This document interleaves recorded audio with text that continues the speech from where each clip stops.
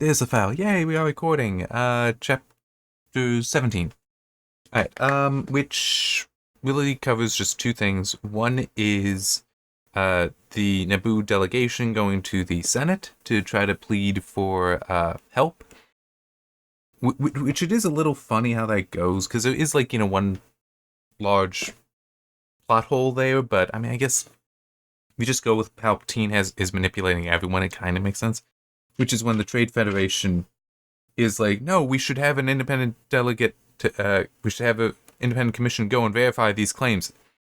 Amidala could have just been like, we just had two Jedi there that were sent by the Chancellor. They can tell you they witnessed the invasion. And we also have Jar Jar right there, who also witnessed it. But technically he is from Naboo, so he might not count. But it's like, the Jedi would be qualified for that. So, yeah. I mean, because at least doing that, you're not necessarily then having to get rid of Valorum, which would undermine Palpatine's efforts, which is why it might be that he wouldn't be in support of that, but it still is the whole... You do have independent observers, two of them. They're just not present, so you could definitely do that. It is also a little odd that... Yeah, it is kind of odd how the Trade Federation is basically able to start objecting to Amidala speaking, even told, we're not recognizing you, you don't get to talk right now. But when he brings that up, it's all like, oh, well, there was a motion for this. It's like, technically there wasn't. I mean, it is one of those, if you're not recognized, it doesn't matter what you say, can't be recognized. But anyhow. Some stuff about that is important in my notes, but moving forward, the rest of the chapter is basically about Anakin going to be tested. And there is some back and forth between Qui-Gon and Obi-Wan concerning this. Mainly about Obi-Wan being bothered by Qui-Gon and his tendency to pick up hopeless causes. At least that's how Obi-Wan sees it. In fact, yeah. Qui-Gon was insistent on championing the cause for underdogs, of emphasizing with creatures he found in some peculiar, inscrutable way he alone could comprehend it significant in the scheme of things. That is Obi-Wan's view, and it's like, I mean, we've had that before, but it's like that's repeated here. The one thing that's mentioned here that I do find curious, where is... There were hundreds of these old prophecies and legends, handed down through the centuries as a part of Jedi lore. But yeah, before that, sorry, I should have started sentence 4. If there even was such a one, referring to the Chosen One, which Obi-Wan seriously doubted, there were hundreds of these old prophecies and legends. And it just seems very odd that a Jedi would be dismissive of prophecies. Because it's like, you literally have, as part of your abilities, prognostication. You literally can see the future. Technically always. We haven't gotten there yet, but I'm pretty sure we'll be later that we will get it at some point, the Jedi need that to use their lightsabers. I mean, it's only like, a moment, half a moment into the future, but they have that. And then more broadly speaking, it's to like possible futures. But it still is, that's like on the resume for what Jedi can do. How can he be dismissive of that? I mean, if anything, there would be a group of Jedi that all they do is review old prophecies. They go through it all and analyze them and try to decide, okay, this prophecy, is that maybe applying to this? In which case, then, we either need to be prepared, or it is going not how it was predicted, so we might be able to dismiss that prophecy. Like, it has been passed, if not actually fulfilled. But yeah, it is just kind of funny that it's like, that's literally one of the functions the Jedi should have, but they don't, it seems. Or at least Obi-Wan is like, yeah, whatever. They're a bunch of crackpots. What do you think you are? Okay.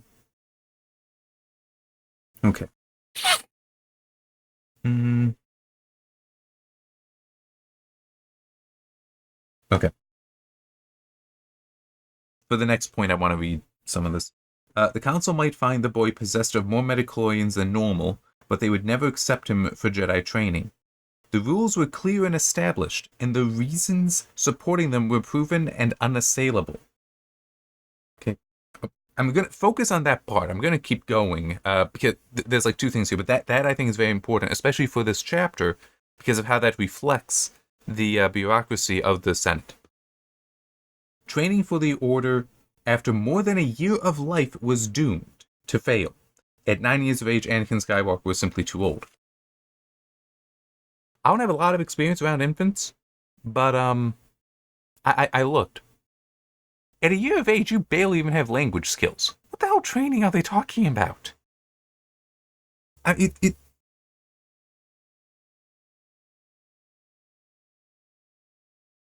just it doesn't make sense to me, because that is so young that it has to be that you are not raising children here. You are raising to a specific point. If it is this rigid, it is that context is important to my statement there.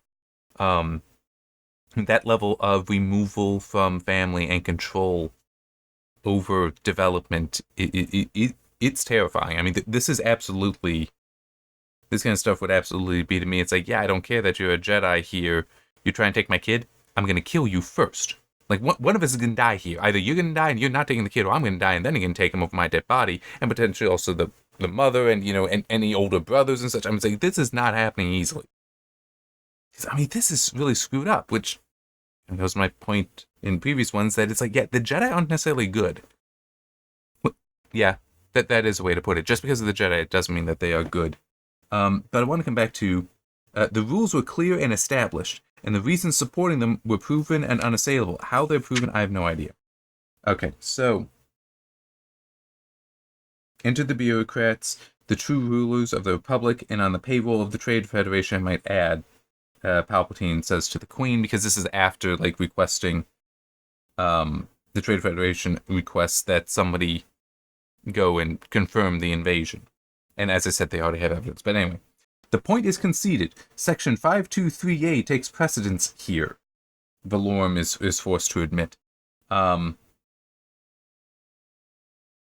Amidala of the Naboo, will you defer your motion in order to allow Senate Commission to explore the validity of your accusations? Again, they already had the Jedi there. They already have that information. So anyhow, but still is the whole, well, we can't do what must be done here because, well, the rules are here and we can't do anything about those rules. The rules were clear and established. The reasons supporting them were proven and unassailable. And it's just, I am fairly confident that is why these two things are together in this chapter, to show that the dysfunction of the Senate is also the dysfunction of the Jedi, at least as far as Obi-Wan knows it. Yeah, which will help if we do see him change, like how I talked about he seemed to be resentful towards Jar Jar and prejudiced towards him. If we do see Obi-Wan change like that, and we do know from the movie, Obi-Wan is like, okay, I will take on Anakin to train. But the question, that can be interpreted in one of two ways. One is this, that he is in fact breaking down and coming to understand that no rule is truly unassailable, and rules, though proven, can still have exceptions. And Qui-Gon seems to be very comfortable with just flowing with those exceptions. One thing not really shown, though, is how good he is at accepting the responsibility when he is wrong. That's not really been demonstrated here that I can recall. But in any case, my point is, at the end, Obi-Wan is either just being, like, loyal to Qui-Gon, so he's going to continue this last mission of his, or is actually coming to understand how, no, you do actually need to set the rules aside from time to time. So that will be interesting. Okay. This is actually potentially going to be a short one. Okay. I will do what I must, Obi-Wan. Would you have me be any other way? Which is an interesting comment in one sense, because I think that kind of question makes sense if you do expect there to be some form of love there. Not romantic, but just the idea that you don't want me to change who I am, right? Because if you do, then, well, who is it that, what is the character that you have this love for? Is it the person that's there before you, or is it a the version of the character you have in mind that you want. Anyway, Master, you could be sitting on the council by now if you would just follow the code. You deserve to be sitting on the council. And then they will not go along with you at this time. We can ignore that for the moment. Qui-Gon Jinn studied him for a moment, then smiled. You still have much to learn, my young Padawan. Yeah, because that statement of you would be sitting on the council by now if you would just follow the code, it's a prideful statement, which is something that the Jedi should be without. They should not be so prideful. As I pointed out in the previous chapter, though, the Ki-Adi-Mundi and the Sith had been gone for millennium, that whole thing. And then later, with the whole we can't accept Anakin as the chosen one because it's possible that some of that is it damages their pride. That they think that they've done good things, that they are doing good things, but the existence of the chosen one of that prophecy is something that means that, yeah, they're wrong. So their pride is being attacked just by that prophecy, by the prophecy being potentially true. It can be somebody else. It can be later. Because that means that somebody else has been screwing. But no, we're not screwing. So, but yeah, Obi-Wan is also here. He is being prideful as well. He's proud of the code, but he potentially doesn't understand it. And prideful of Qui-Gon, that he should be in this highest level of Jedi, but then also proud of that highest level of Jedi, that has some great significance. But, I mean, okay.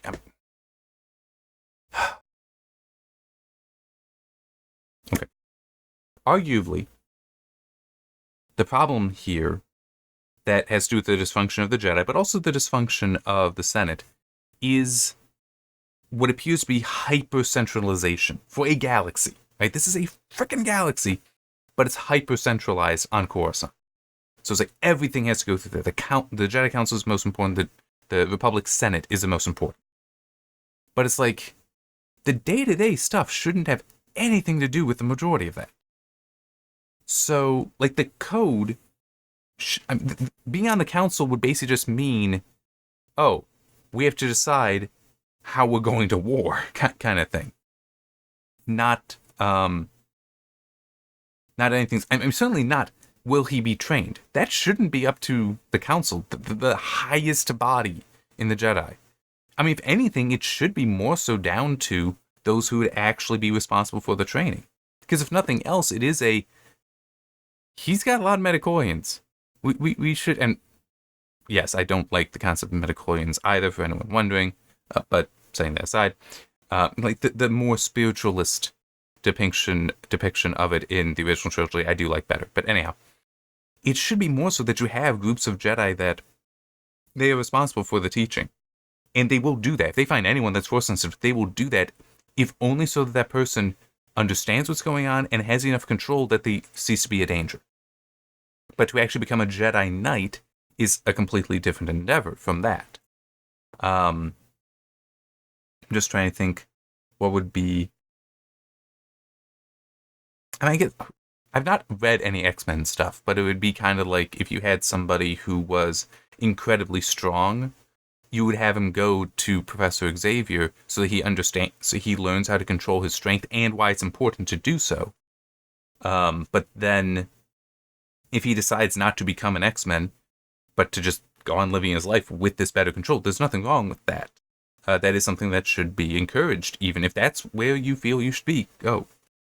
And in a way, I do actually have that in The Children of Many Gifts with the character Hannah, in that she's boasts with her ability. She shows it off. And that's part of the reason why she got brought in by Josh, is because she needs to learn to basically have respect for that. That's less of she needs to be in control of it, like what I was talking about here, but she needs to have respect for it, whereas with the Jedi, no, it might be you need to actually be a master of your ability so that you don't accidentally leak it out or something and hurt people. It's like, that is a legitimate concern. So, yeah, the idea of training should not be who gets trained should not be up to the council at all. Also just, Yeah, that is actually a good question. So they have to identify them before 1 year of life. Which, by the way, is also a nonsense statement because that's going to change from species to species. I mean, even on Earth, we have species that in that first year are going to be most of the way to adulthood. Well, to physical maturity. It's not the case with humans. In fact, I once saw something that technically for a human to be born at the same level of physiological development and neurological development, they would take an extra 6 months, but by then the physical development would be so much it would be impossible for a woman to give birth. And that's to match like other primates. So all humans are actually born undercooked, if you will. And that first 6 months is a lot of neurological development. I think that's what I had seen.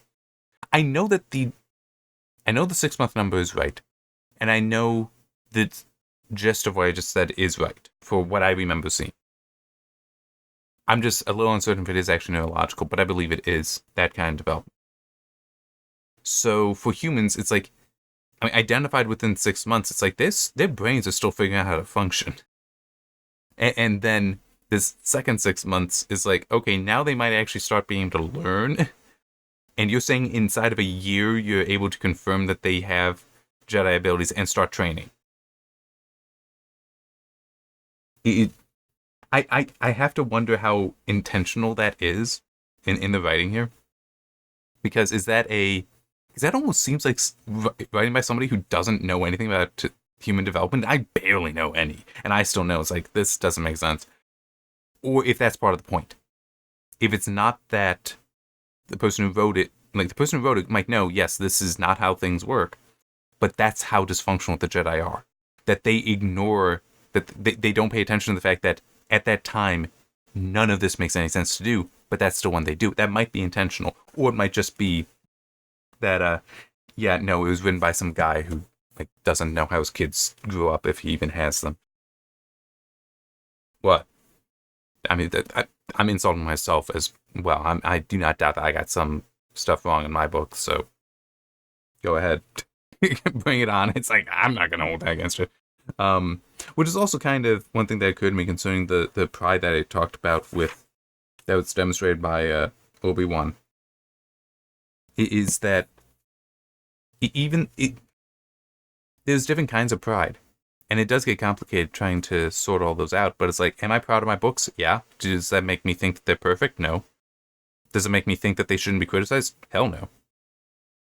It's like part of the whole thing going on here is I know I'm criticizing people that possibly are better writers. I wouldn't necessarily say that about Terry Brooks, at least not based on this example.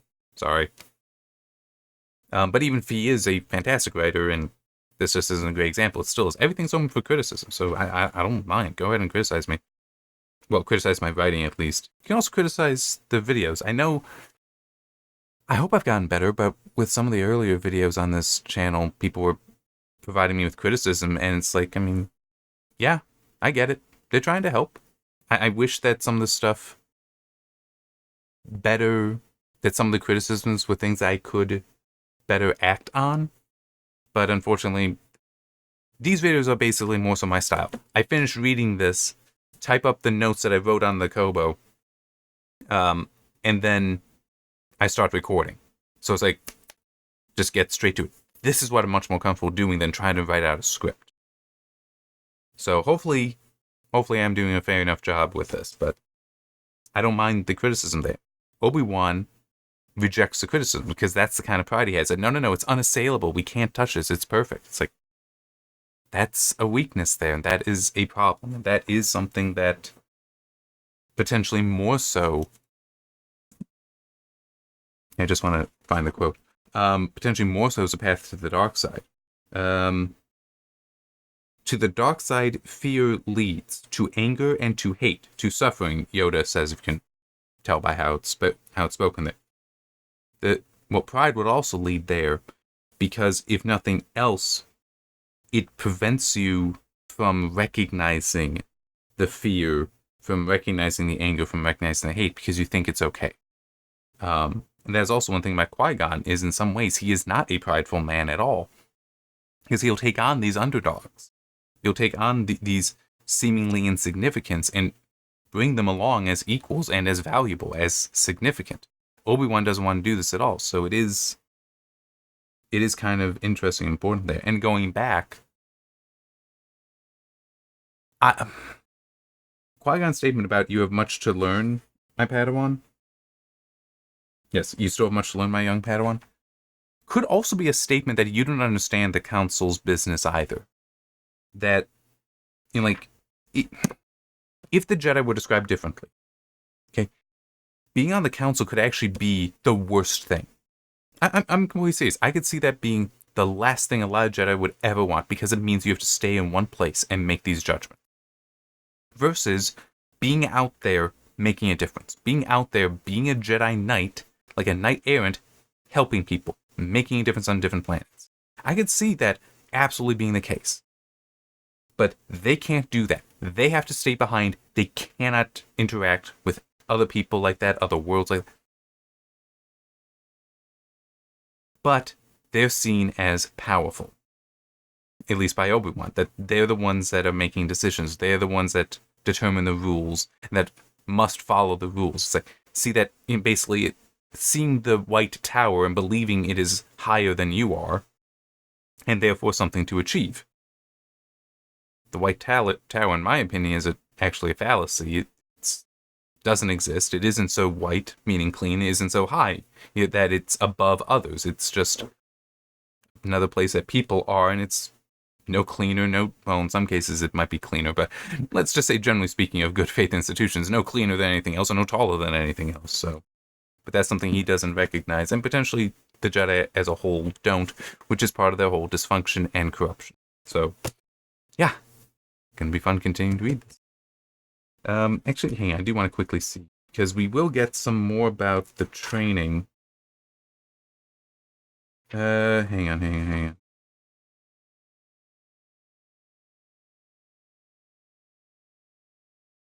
Okay.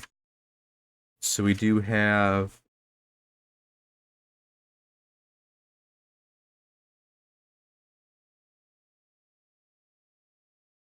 Okay.